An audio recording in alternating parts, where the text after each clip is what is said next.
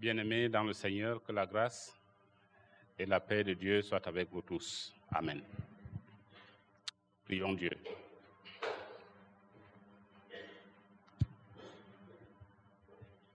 Dieu de grâce, nous te disons notre reconnaissance ce matin pour l'occasion que tu nous offres d'être encore à ton écoute, de nous nourrir de ta parole et de nous nourrir de tout ce qui sort de ta bouche. Parle, Seigneur, nous t'écoutons. Amen.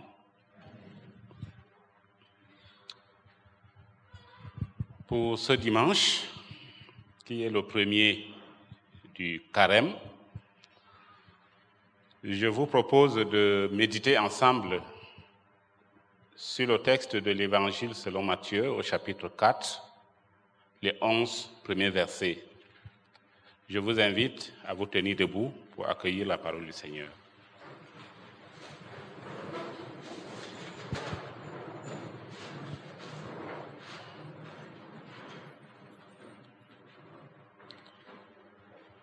Alors, Jésus fut amené par l'Esprit au désert pour être mis à l'épreuve par le diable.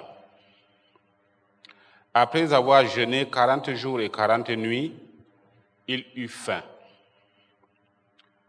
Le tentateur vint lui dire, « Si tu es fils de Dieu, ordonne que ces pierres deviennent des pains. »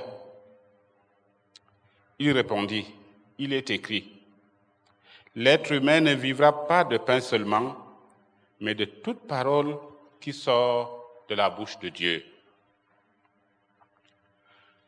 Le diable l'amena dans la ville sainte, le plaça sur le haut du temple et lui dit, « Si tu es fils de Dieu, jette-toi en bas, car il est écrit, il donnera à ses anges des ordres à ton sujet, ils te porteront sur leurs mains, de peur que ton pied ne heurte une pierre. » Jésus lui dit, « Il est aussi écrit, tu ne provoqueras pas le Seigneur ton Dieu. »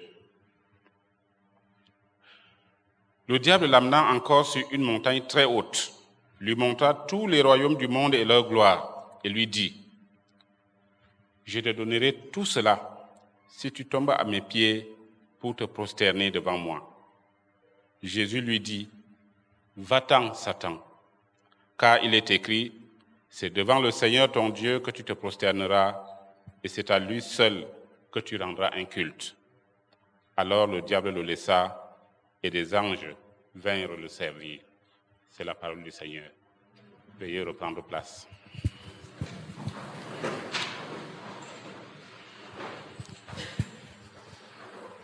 Cette histoire, vous la connaissez très bien, n'est-ce pas? C'est l'une des plus connues de la Bible. Et elle nous est rapportée ici par l'évangile de Matthieu, mais elle nous est aussi rapportée par l'évangile de Luc, toujours au chapitre 4, mais avec quelques petites nuances. Ces petites nuances peuvent avoir des portées théologiques ou elles peuvent tout simplement être le fait de transmission. Vous savez, quand je raconte une chose, si quelqu'un va la re-raconter, on va la raconter forcément avec des différences. Raison pour laquelle je ne vais pas trop m'attarder sur les différences ce matin. Mais il y a quand même des choses qui m'intriguent. Je ne sais pas si elles vous intriguent vous aussi. Je me pose la question de qui est ce diable? Qui est ce diable qui va causer avec Jésus? Qui est ce diable qui va même se promener avec Jésus? Qui va amener Jésus sur le temple? Qui va amener Jésus sur une montagne? Quel aspect avait-il pour que Jésus accepte ainsi de causer et de se promener avec lui. Comment est-ce qu'il a même fait pour amener Jésus au-dessus du temple, puis au sommet de la montagne? Est-ce qu'il avait un hélico? Il a pris Jésus dans son hélico ou dans une soucoupe volante? Moi, je ne sais pas si vous vous posez ces questions-là. Et pendant qu'ils sont en train de marcher, parce que l'évangile est très bref, l'évangile va droit à l'essentiel.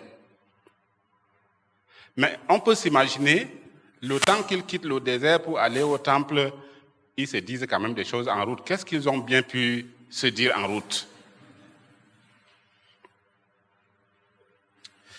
Cette histoire me fait penser à une autre, très connue aussi dans la Bible, dans le livre de Job. Vous vous souvenez? Dans le livre de Job, on nous raconte que Satan revient des vacances sur la terre et qu'il part saluer Dieu qui devait être son voisin ou quelque chose comme ça. Et il va causer avec Dieu et c'est là où tous les problèmes de Job vont commencer, n'est-ce pas? Voilà. Mais les spécialistes de la Bible savent que pour le livre de Job, on peut comprendre. Parce que le cadre narratif du livre de Job est tiré d'un conte populaire babylonien. Et dans un conte, c'est facile de mettre Dieu et le diable en train de causer. Il n'y a pas de problème. Mais quand même, dans l'Évangile, ça pose quelques problèmes. C'est plus intriguant. Et ceci a parfois donné lieu à toutes sortes de discours savants et souvent étonnants sur le diable. La Bible, en dehors de ces passages dont je viens de parler, la Bible reste très discrète sur le diable. La Bible ne parle que très peu du diable. Mais alors que la Bible ne parle que très peu du diable, il m'est arrivé d'entendre des enseignements et des prédications entières sur le diable. Des orateurs et des prédicateurs qui vont décrire ce diable avec des détails si précis qu'on a l'impression qu'hier, ils ont dîné avec le diable. Des orateurs et des prédicateurs qui connaissent si bien le diable qu'ils connaissent jusqu'à la couleur de sa cravate. Et on finit par voir le diable partout. On finit par tout mettre sur le compte du diable. Je m'en vais voler, c'est le diable. Je m'en vais faire ceci qu'il ne faut pas faire, c'est qui? C'est le diable. Parce que c'est bien plus facile de se décharger sur le diable, parce que le diable, c'est qui? C'est toujours l'autre. Chers amis, revenons un peu sur ce texte. Cette histoire de la tentation de Jésus.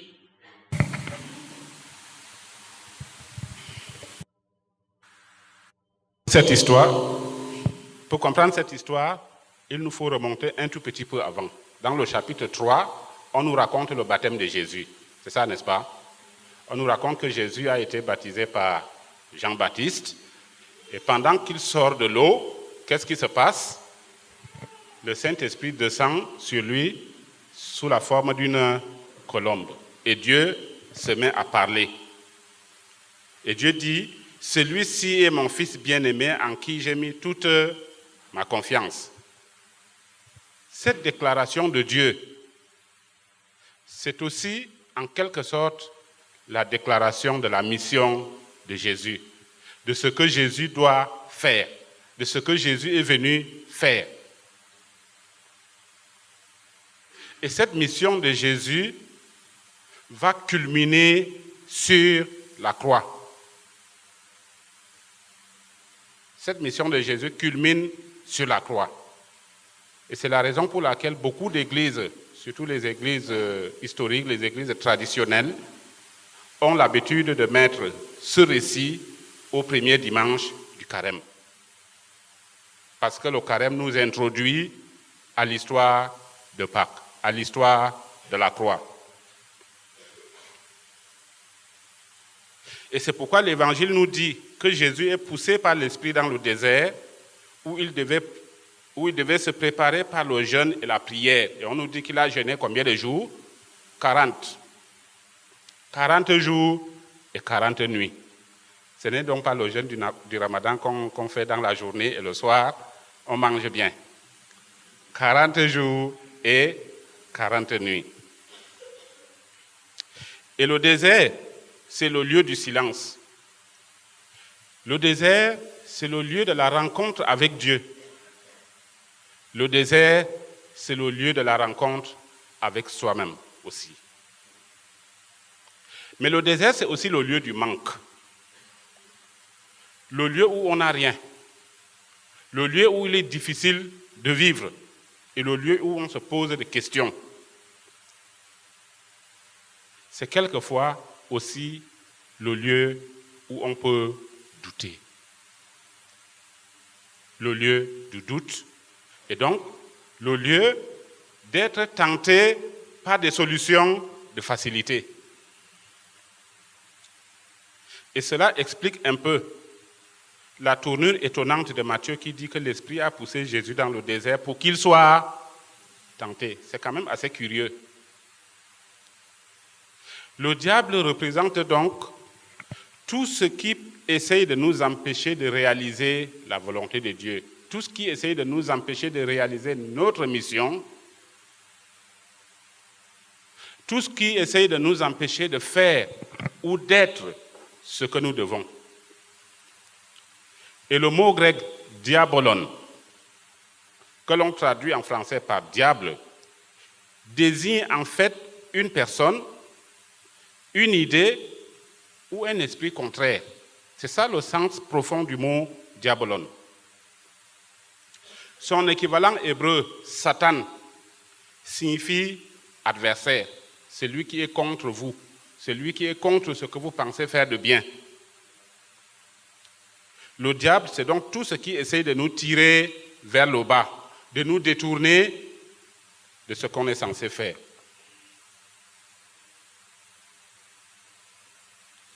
Le diable, c'est tout ce qui essaie de nous limiter uniquement aux besoins primaires. C'est celui qui creuse notre doute, qui creuse notre questionnement au point de nous faire douter de nous et de Dieu. Face à sa mission, qui devait arriver jusqu'à la croix, la tentation pouvait être grande pour Jésus de chercher à s'esquiver.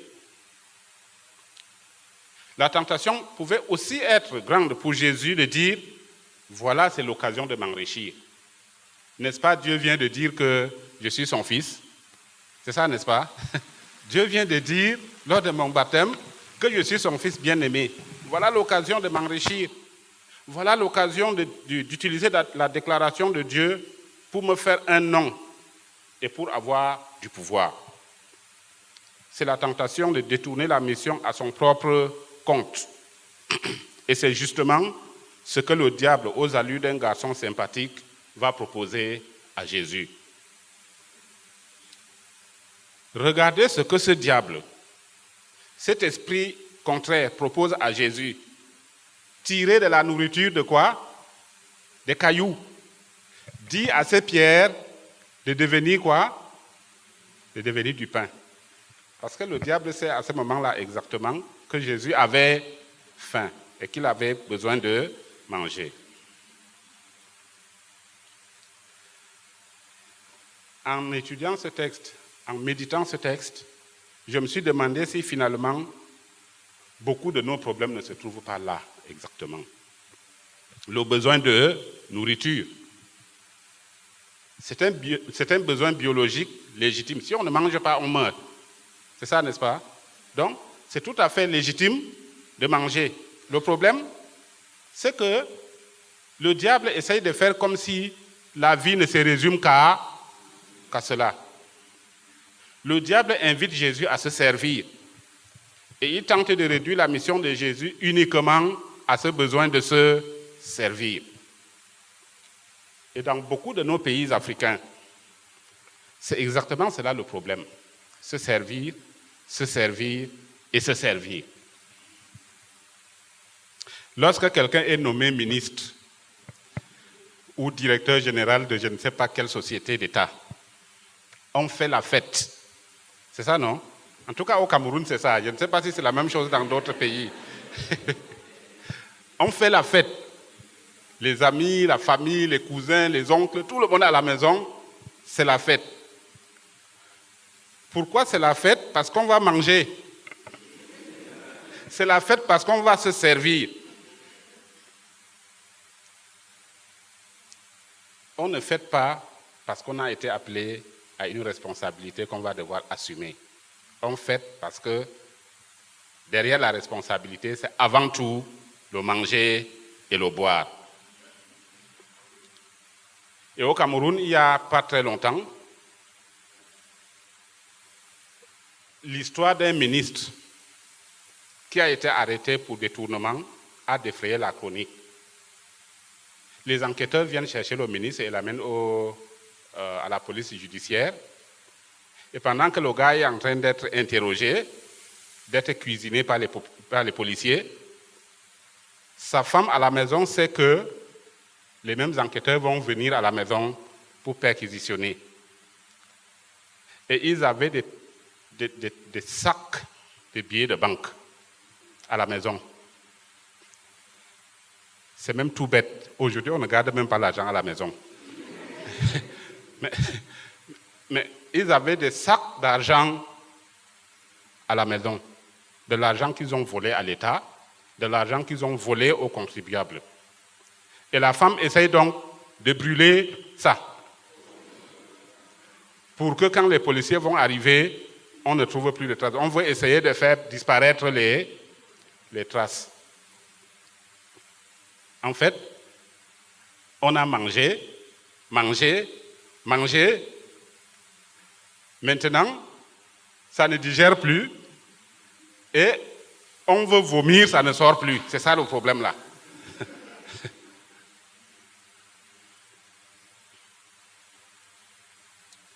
Mes chers amis, vous êtes peut-être en responsabilité ou vous le serez. Vous êtes en mission ou vous le serez. Que vous propose votre gentil diable? Il vous fait voir ce que vous pouvez gagner. Il vous fait voir ce que vous pouvez profiter. Et ce diable-là, il est en nous. Il est en vous. Ce diable-là, c'est peut-être vous-même.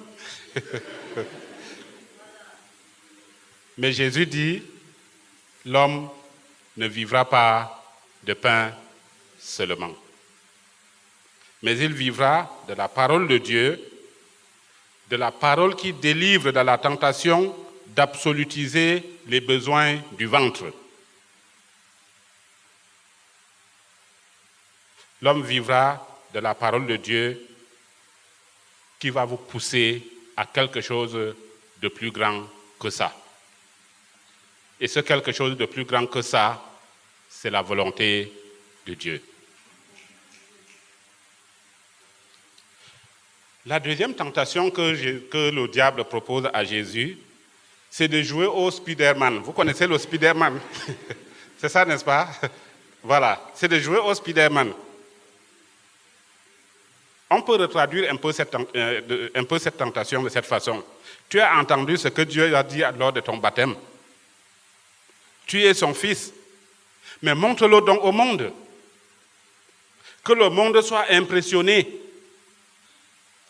Quand tu vas sauter du dessus du temple, les anges vont accourir pour te porter et tout le monde verra qui tu es. J'essaie de retraduire un peu ce que le diable a essayé de dire. Je ne sais pas si je suis un bon traducteur, mais bon, vous allez juger. Si Jésus avait cédé à cette tentation, ce serait le comble du ridicule. Ça me fait penser à bien des scénarios. Dans certaines de nos églises, avec des séances de guérison programmées. De toutes sortes de gadgets, du sensationnel au nom de la foi.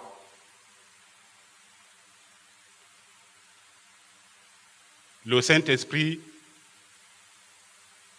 Je suis plein de l'Esprit Saint. Je suis plein de foi. Je suis plein de ceci ou de cela, et il faut que le monde voie. Il y a 1 an seulement, sur Facebook, je crois que tout le monde a vu ça, c'était l'affaire des pasteurs qui ressuscitent les morts à tour de bras. Et parfois, il me semble que nous aimons bien trop ça. Des prières de délivrance qui nous mettent en avant, nous, au lieu de mettre Dieu en avant.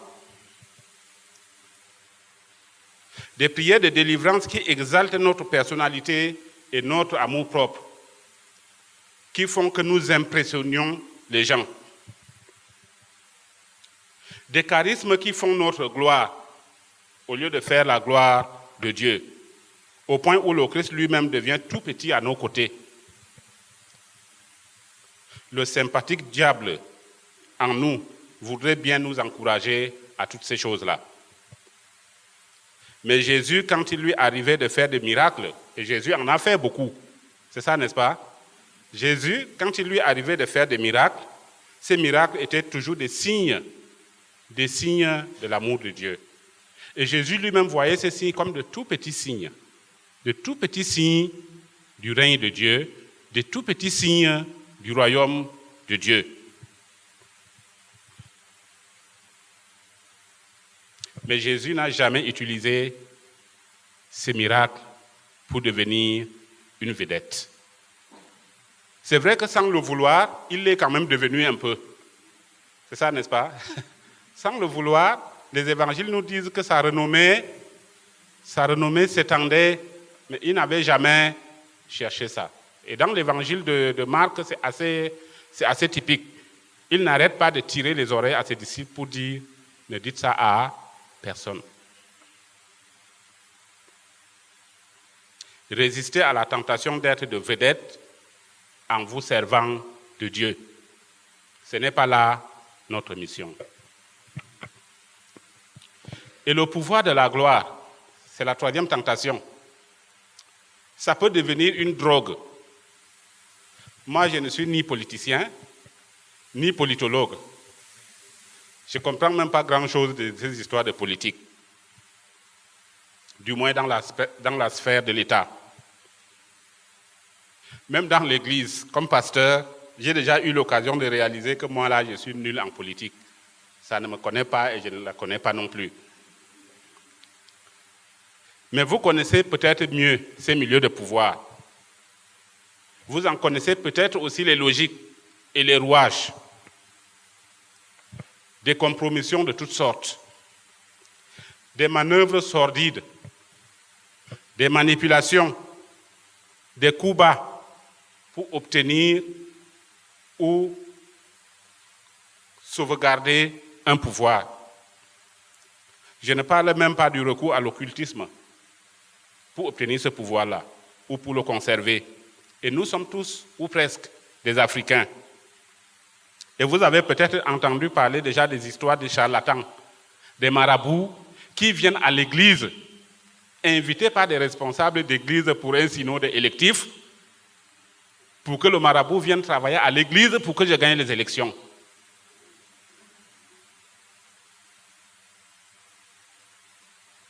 Ça fait très caricatural. Mais les choses que je dis là, je les connais un peu.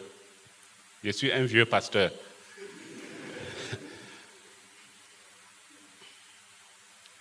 Cette tentation-là aussi, elle nous chatouille. Et elle est tapie au creux de nos cœurs. Ce diable veut nous faire croire qu'il veut notre bien, qu'il se soucie de notre prestige, qu'il se soucie de notre gloire.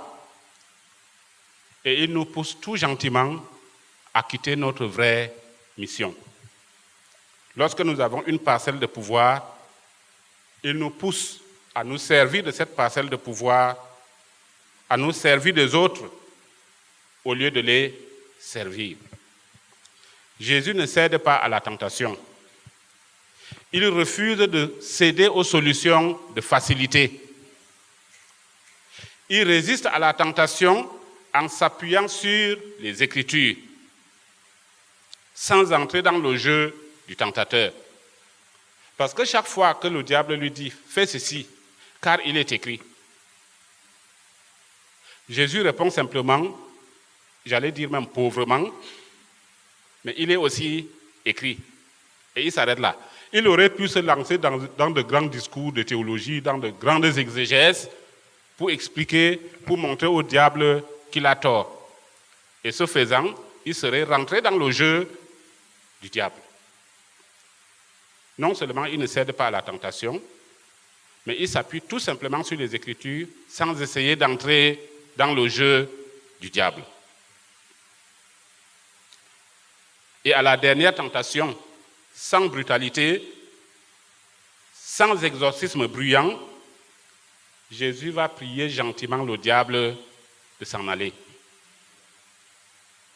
Et il écarte tout ce qui essaye, il écarte ainsi tout ce qui essaye de le détourner de sa mission. Et le diable, le texte nous dit qu'il l'a laissé tranquille.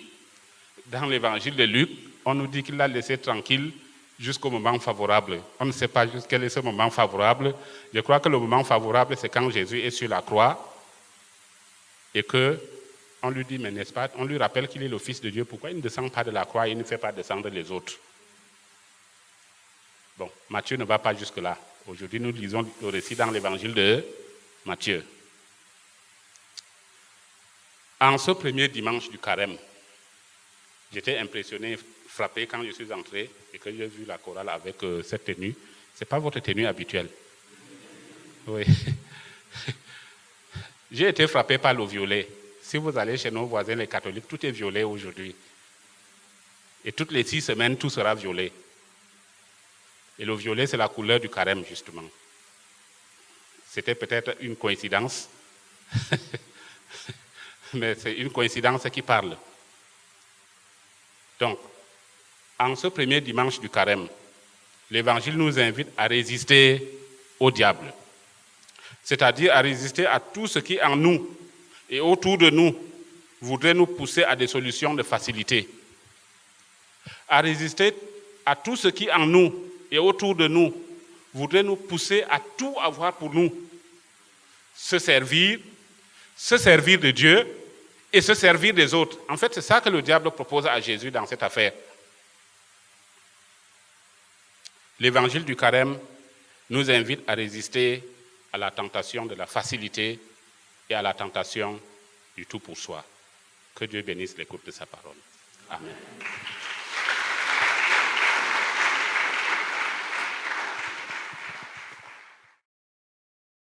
Calvin, let's go.